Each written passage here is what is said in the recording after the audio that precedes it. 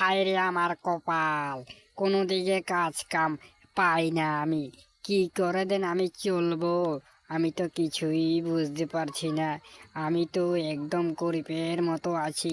কোথাও যদি একটা কাজ পেতাম তাহলে হয়তো ভালো করে চলতে পারতাম, কিন্তু কাজ কাম তো নেই।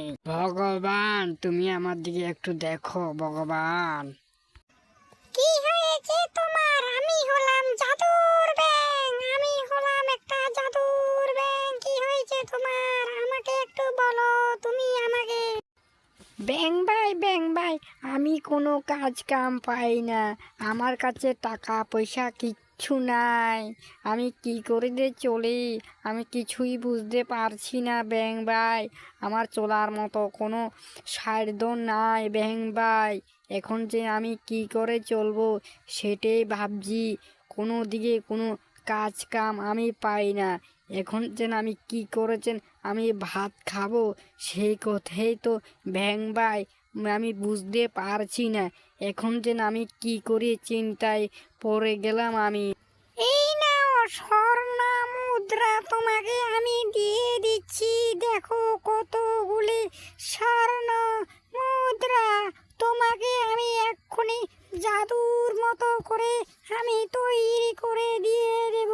সেইগুলি তুমি বিক্রি করে তুমি চলতে পারবে।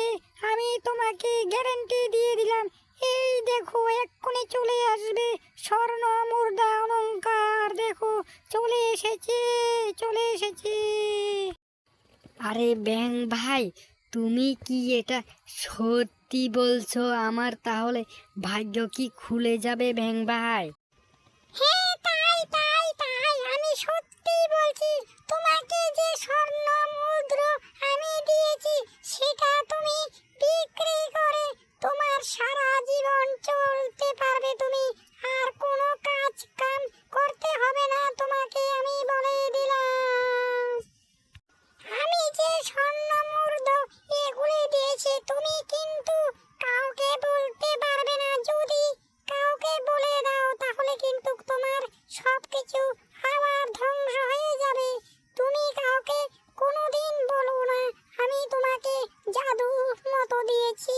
এই কথা বলতে পারবে না। এই কথা যদি বলে দাও তাহলে তোমার সবকিছু আগের মতো গরিব হয়ে যাবে। কিন্তু বলো না, যাও এখন যাও।